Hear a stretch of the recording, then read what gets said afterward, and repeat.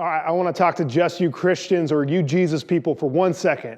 Have you ever been ashamed or embarrassed because of your faith?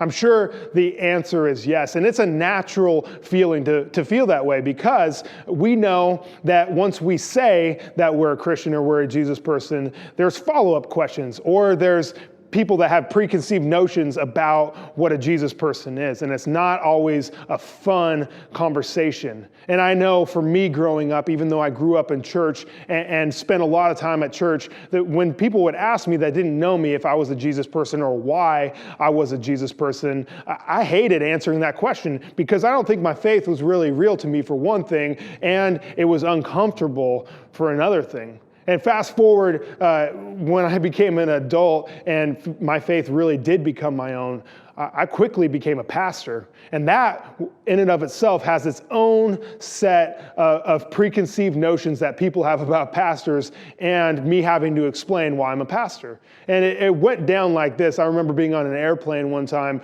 and a family was sitting next to me, and you're stuck next to them for several hours after this. And the first thing people ask you on airplanes and as adults in general is like, hey, what do you do for work? And I'm like, I'm a pastor. And the lady quickly put her headphones in and didn't talk to me the rest of the trip. And that's a little awkward. I've also had to go the other way where they're like, hey, we're Christians too. And I had a great conversation with some people with an amazing story.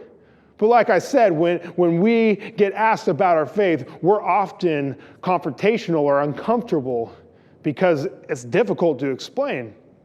And I think this is caused by mostly, there's a lot of Christians out there that are kind of like in the middle of the road. They kind of ride in the fence. They're kind of Christians because they were born that way. They were raised in that family. They were born in the United States, so they figure, well, I'm supposed to be a Christian, right? And so they kind of live this casual, middle of the road Christian life.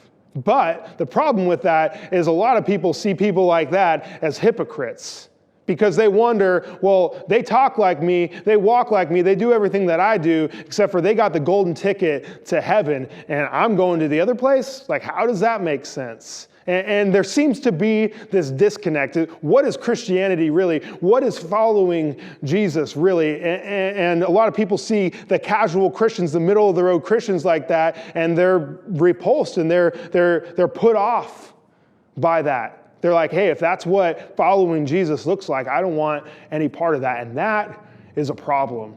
So I think we should go back to the basics and see really what is the essence of following Jesus. What should a Christian look like? And Jesus actually outlines this so perfectly in this very condensed verse in the Bible. And whether you're a Jesus person or not, you've probably heard this at one point in your life. It's John 3:16, and John captures what Jesus says here. He says, "For this is how God loved the world." This is how we know that God loved the world. He gave his one and only Son, that everyone who believes in him will not perish, but have eternal life. And there's so much truth and so much power packed into this one verse. For this is how we know God loved the world. But the creator of the universe loves us, loves the world. That's a powerful statement in and of itself. He loved it so much that he gave his one and only Son. He gave the thing that was most precious to him as a ransom, as a sacrifice for us, so that when and if we believe in him, we will not perish, but we have eternal life. So he sent his Son into the world knowing that his Son would have to die for us. He would have to die for the very people that put him to death, so that when we believe in that truth, we will not perish, but have eternal life. Which means that this world isn't the end, that there's something after, there's a better place that he has prepared for us. I don't know about you, but if this is true, this is the best news ever. The best news to Grace Humanity. I think whether you're a Jesus person or not, if we can just pretend that this is true for a second, it would be the best news ever. And we can also agree, if this is fake, if this is all a hoax, if Jesus is a lunatic or a liar, crazy person, none of this matters. None of this matters. This video doesn't matter. My job doesn't matter. Christians are all fake and it doesn't even matter. If this were false, none of it matters.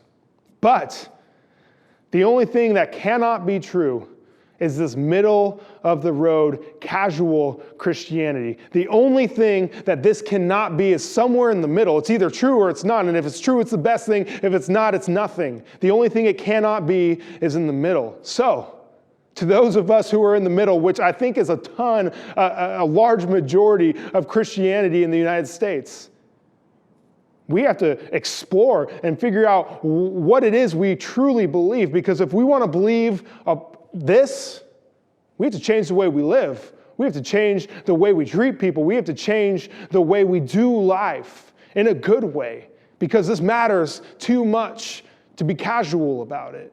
And if you're on the other end of that, where you're like, hey, I don't believe any of this. If this were true, though, it would change everything. And you owe it to yourself to explore, to see what it is really all about. And if it is true, it'll change your life. But remember, the only place we can't land is somewhere in the middle, with Christianity kind of mattering. So this week, I would challenge you, go out and explore your faith. See what it's like to grow your faith. We're going to be talking about that a little bit more next week. But this week, really seek out what it would be like to be an all-out Christian, living like this is true.